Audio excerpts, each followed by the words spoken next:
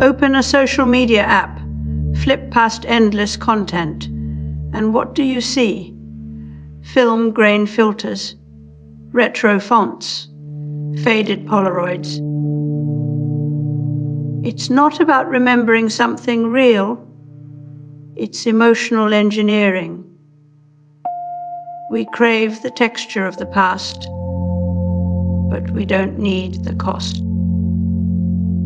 So designers borrow from analog decay to give digital experiences a veneer of warmth they inherently lack.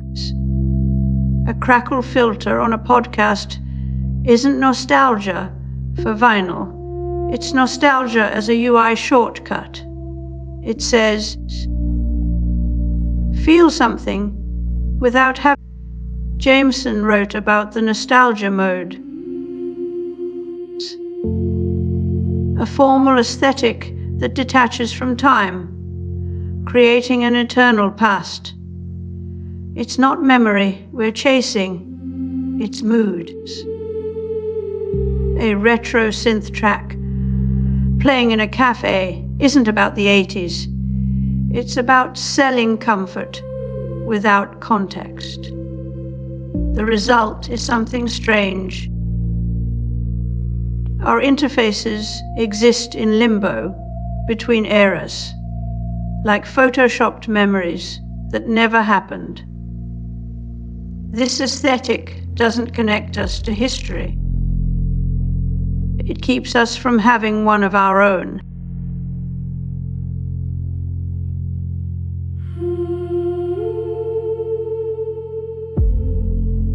The year 1958 in America marked a pivotal turning point as the Soviet launch of Sputnik ignited a national crisis in science education and cold. Nostalgia used to be about remembering. Now it's about selling. Consider a product launch that uses retro aesthetics, vintage fonts, and warm filters like they're marketing an era rather than a feature. It's not just design, it's emotional engineering.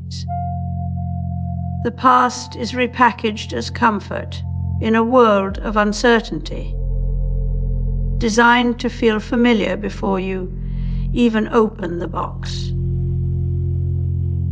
Branding is the new memory keeper. It doesn't just sell you a product. It sells you a version of yourself from yesterday. This is how we get deepfake memories and AI-generated personal history playlists. The logic is clear if nostalgia can be manufactured. Then sentimentality becomes competitive advantage.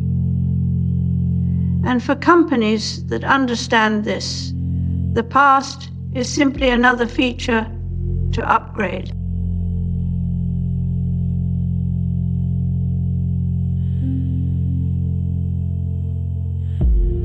And a warning from Tesla Motors CEO Elon Musk. It has nothing to do with cars. Instead, Musk warns about artificial intelligence, which he has called more dangerous than nuclear weapons. Musk spoke at a symposium at MIT.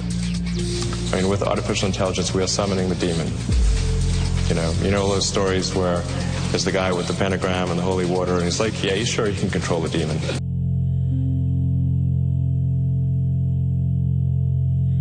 We have a new human being, and that's Chris Potter of Memetics Corporation, a new synthesizer, the Yamaha DX100, and a new computer, the Commodore Amiga. Neil Postman once warned that technology doesn't just change our tools, it rewrites our language. Today we live in a vocabulary of longing, where vintage is sold as depth and retro is coded as authenticity.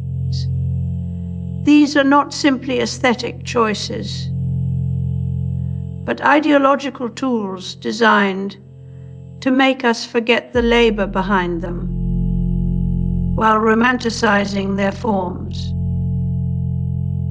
We don't just look back.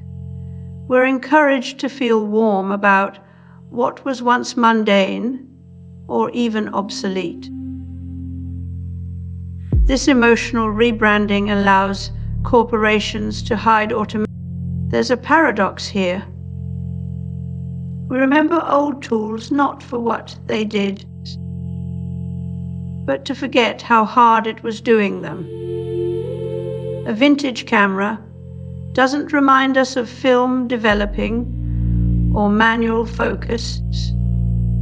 It sells the idea that taking photos was simpler, more real, more human.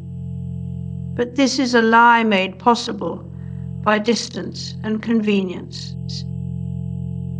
Jameson called it the nostalgia mode, when we lose our ability to imagine the future, but also forget what progress actually requires. We settle into aesthetic comfort zones instead of grappling with change. The nostalgia industry profits by collapsing time, selling timelessness as resistance. But in reality, it's just another sales funnel. When we buy into eternal designs, an eternal 80s or an eternal 60s, we're not preserving culture. We're outsourcing our history to a marketplace that wants only the profitable bits. Mark Fisher called this dyschronia, a cultural time, sickness where past, present, and future all bleed together into something marketable but incoherent.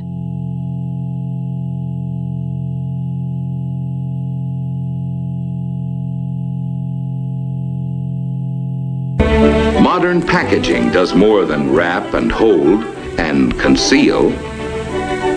Stunning in color, ingenious in design.